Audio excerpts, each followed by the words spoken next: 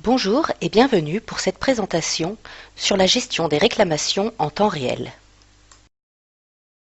De nombreuses compagnies d'assurance utilisent les solutions Angoss pour améliorer leur tarification, optimiser leur démarche marketing, détecter les comportements frauduleux ou gérer et prioriser le traitement des réclamations. Dans cette vidéo, nous vous présenterons un exemple de modèle pour améliorer la prise en charge des réclamations en temps réel afin de réduire les coûts de traitement et améliorer la satisfaction des clients.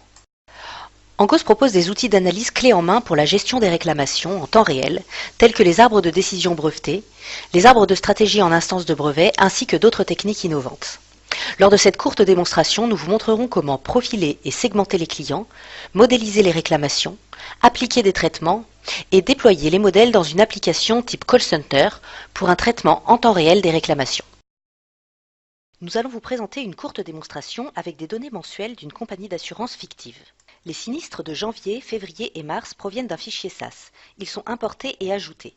Les données sont ensuite regroupées et les résultats enrichis avec des données démographiques pour compléter la visualisation des données. Pour lire ces fichiers, il suffit de glisser les nœuds appropriés sur la toile du workflow et les relier avec les fichiers de données.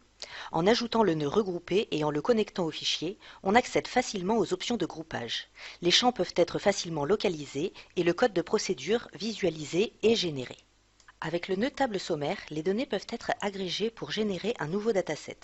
Table sommaire permet de produire un fichier de sortie en format HTML ou créer un fichier des données agrégées, toujours avec la possibilité d'accéder au code de cette procédure.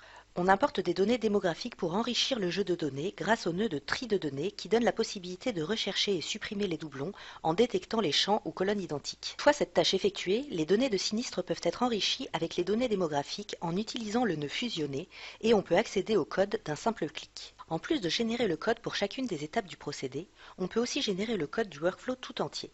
Il suffit de sélectionner l'ensemble des nœuds, cliquer et choisir SAS Code, ce qui ouvre une nouvelle fenêtre avec le code SAS pour l'ensemble du workflow. Ce code peut être copié-collé dans le nœud de code générique où il pourra être modifié, débugué ou utilisé.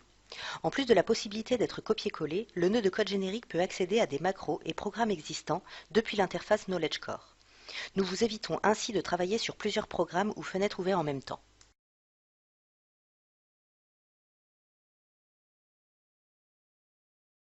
Avec Knowledge Core, Angoss vous propose un outil de programmation visuelle utilisant le langage de SAS et ses fonctionnalités à travers une série de palettes qui contiennent les nœuds d'import, de profilage, de modélisation et de visualisation de vos données.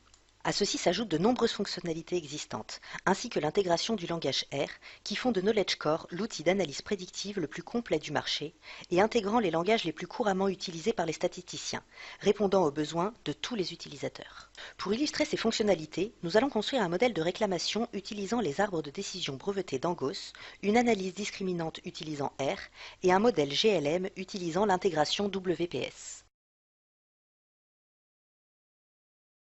En utilisant un nouveau workflow, le jeu de données créé précédemment peut être facilement profilé grâce aux capacités de profilage d'Angoss. Nous pouvons aussi visualiser les données sous forme de feuilles de calcul depuis la fenêtre de données. Dans notre exemple, la variable dépendante est le fait qu'il y ait eu une déclaration de sinistre ou non. Toutes les autres variables seront considérées comme des prédicteurs possibles de cette variable. En utilisant le segment viewer, il est facile d'identifier les caractéristiques de la variable dépendante. Les mesures de pouvoir prédictif permettent d'identifier facilement les meilleurs prédicteurs. Depuis cette fenêtre, on peut créer une liste des meilleurs prédicteurs et les utiliser plus tard lors de la modélisation. Une fois effectué le profilage, la modélisation peut commencer en utilisant par exemple les arbres de décision brevetés d'Angoss, le nœud R pour spécifier une analyse discriminante et le nœud de modèle linéaire de WPS pour construire un modèle GLM. Chaque modèle peut être créé et permet de scorer les données en retour. Les modèles peuvent être comparés entre eux en utilisant le modèle analyzer. Chaque modèle est représenté par une ligne de couleurs différente. Dans cet exemple, on constate que c'est l'arbre de décision Angoss qui offre les meilleures performances par rapport à l'analyse discriminante de R ou le modèle GLM de SAS. Le meilleur modèle peut ensuite être transformé dans le code approprié pour être déployé en utilisant les nœuds de la palette de déploiement. Il est possible de générer, entre autres, les codes SAS, SQL, XML ou PMML. Une fois que nous avons scoré les données, des mesures sous forme d'indices de performance peuvent être ajoutées, les résultats découpés et distribués dans un autre programme afin d'y ajouter un traitement. Angoss permet d'appliquer facilement cette méthodologie en utilisant les arbres de stratégie. Actuellement en instance de brevet, les arbres de stratégie d'Angos permettent encore d'améliorer les résultats fournis par les modèles en y incorporant des indices de performance pour définir des traitements aux différents segments avec une approche visuelle et facile à lire. Pour illustrer cela, nous continuerons d'utiliser notre jeu de données de sinistre d'une compagnie d'assurance. Nous utilisons un arbre de décision pour modéliser la variable de réclamation. Nous utilisons 4 variables: police de base, responsabilité, âge du véhicule et catégorie du véhicule.